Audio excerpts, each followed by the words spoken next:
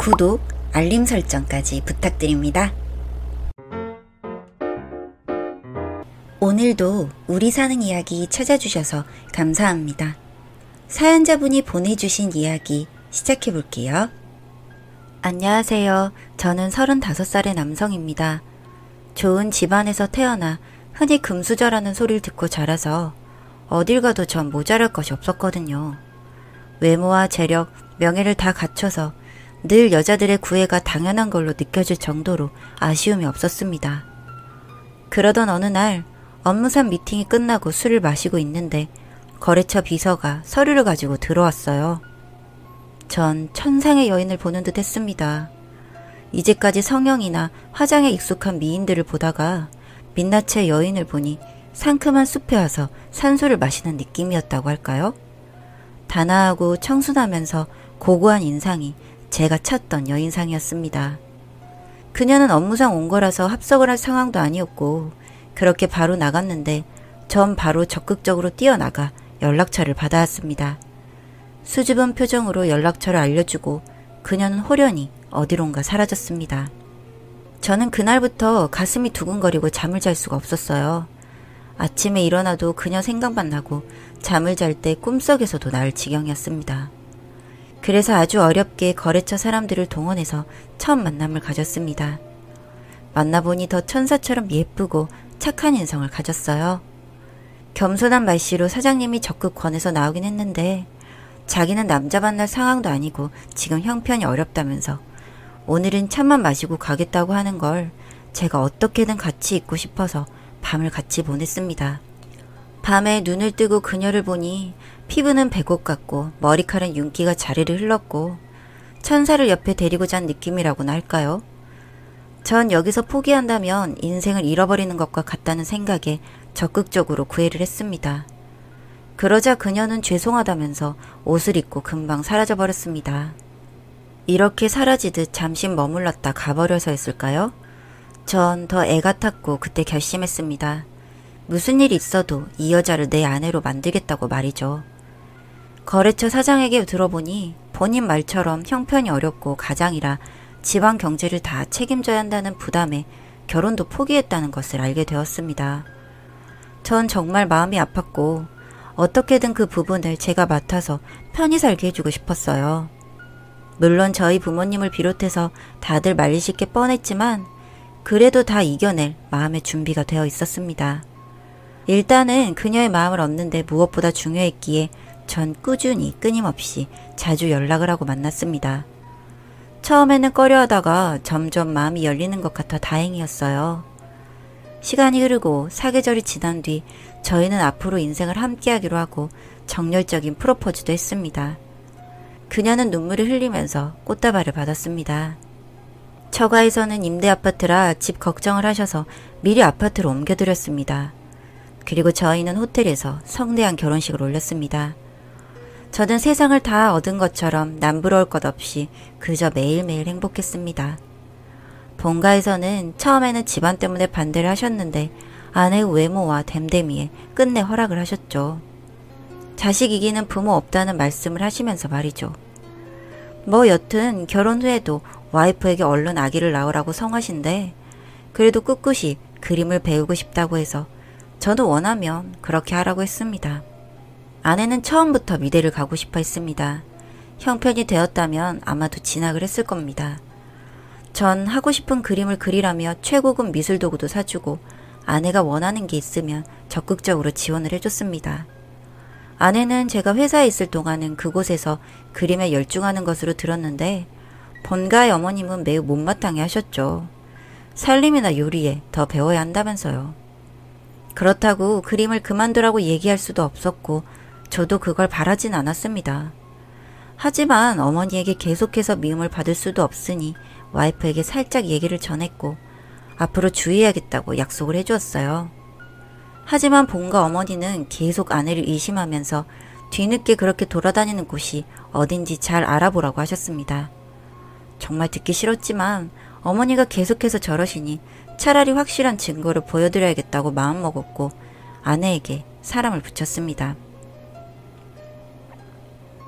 아내는 자신이 살던 허름한 동네에 있는 미술학원을 다니고 있었는데 그곳에서 그림만 그리고 허겁지겁 집으로 오는 모습을 동영상으로 확인했습니다. 그것을 보고 전 안도했고 어머니에게도 알려드렸어요. 제발 이젠 괜한 의심 그만하시라고 말씀드리면서 말이죠. 그렇게 전 다시 아내에게 집중할 수 있었습니다. 결혼 후에는 집으로 가는 시간이 늘 기다려졌습니다. 아내는 장모님을 닮아서 요리 솜씨가 있어 본가에도 자랑스러울 만큼 멋진 요리를 차려내곤 했거든요. 외모며 성격이며 부족한 부분이 없는 완벽한 아내였습니다. 잘 때도 그녀를 안고 잠들면 우습게 들리실지도 모르겠지만 천국에라도 가는 느낌이었어요. 그런데 유럽 장기 출장을 다녀왔던 날부터 언젠가 절 피하기 시작했습니다. 처음에는 오랫동안 떨어져 있어서 어색해하는 건가 싶었어요. 하지만 솔직히 조금 서운하더군요. 저는 유럽 출장을 가서도 아내 생각만 하느라 아내가 좋아할 만한 선물을 정말 잔뜩 사왔으니까요. 그걸 보며 좋아해줄 아내를 생각했는데 이상하게 아내의 표정이 안 좋더군요. 표정이 너무나 어두웠어요.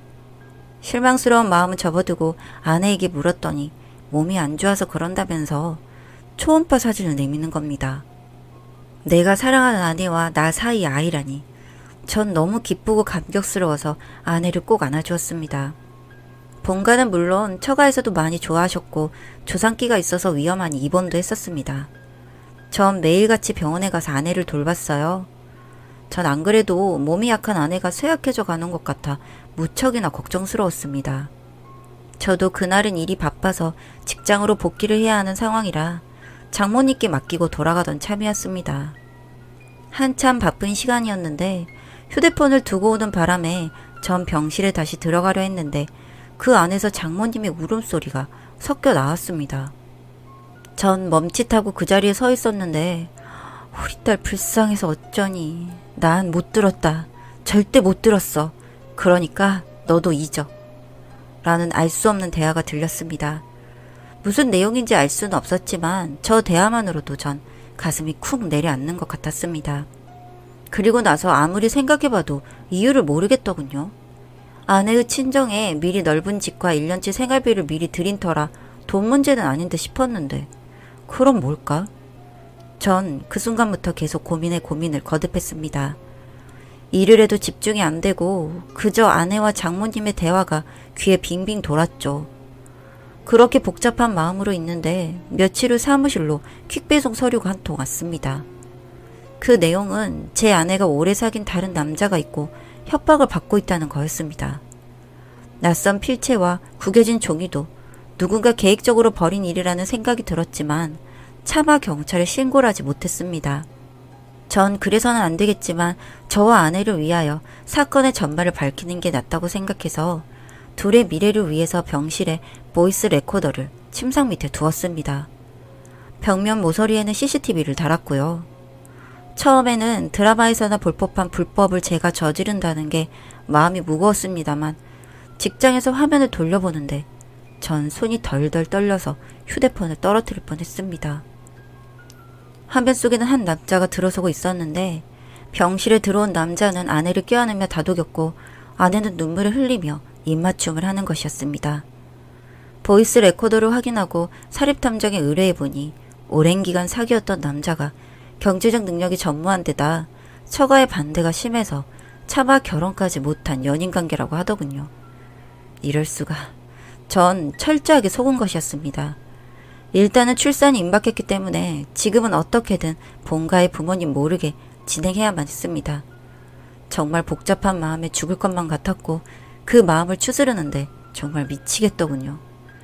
결국은 내가 사랑했던 아내와 이별을 해야 하는 건데 정말 하늘이 무너지는 것 같았습니다. 아내에게 화가 나기보다는 하늘이 무너지는 것 같은 기분이 드는 걸 보니 제가 정말 사랑했던 것 같습니다. 그렇게 전 그런 사실을 숨겨가며 하루하루 위태롭게 지내고 있었습니다. 하지만 촉이 좋으신 저희 엄마는 뭔가 눈치를 채신 것 같았어요. 제 얼굴에 수심이 가득한 것을 보시더니 무슨 일이 있냐며 자꾸 캐물으시는 겁니다.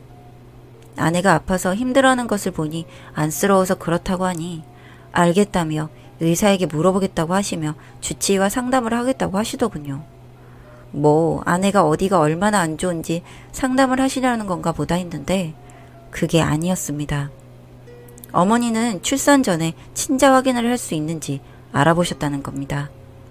전 정말 그 촉에 놀랐고 그런 생각을 하신 거에 또 한 번 놀랐습니다. 평생 제가 봐온 어머니는 친절하고 자애롭게만 분이셨고 세상의 어두운 것은 일절 모르고 사시는 그런 분이신 줄 알았거든요. 그런데 아주 잔인한 면이 있는 그런 분이었다는 것이 정말 충격적이었습니다. 그렇게 시간은 흘러갔고 아내와의 사이는 대면대면해졌습니다. 그리고 제왕절개로 딸을 낳게 되었죠. 그런데 탯줄을 끊으러 들어가서 아기 얼굴을 보는 순간 그 얼굴에 화면 속에 그 남자가 보이는 것에 충격을 받았습니다. 아주 작고 빨간 아기는 엉엉 울고 있는데 그 얼굴에 그 남자 얼굴이 겹치니까 소름이 쫙 올라오더군요. 그리고 어머니의 예상대로 그 딸은 제 아이가 아니었습니다. 그렇게 그 사실이 밝혀지고 난 뒤 아내는 아기와 쫓겨났고 처가의 집도 다시 허름한 연립으로 돌아갔습니다. 잘못했다며 용서해달라며 제 다리를 붙들고 통곡하는데 아주 잠깐 마음이 약해져서 그냥 같이 살까 생각해봤지만 정말 아주 찰나였을 뿐 그런 여자와 살 순 없었습니다. 그래도 그 없는 집에 나름의 배려로 부모님께 부탁을 드려 위자료 부분은 받지 않는 것으로 마무리하는 게 제가 해줄 수 있는 최대한이었습니다. 절대 살아서는 나타날 생각을 말라던 어머니 목소리가 아직도 귓가에 들리는 듯 합니다. 저에게만 사랑스러운 여자로 남길 바랬는데 결국은 이렇게 되어버렸네요. 아직도 전 조금은 힘이 듭니다. 이런 제 이야기 들어주셔서 감사합니다. 사연은 여기까지였고요. 우리 사는 이야기 시청해주셔서 감사합니다.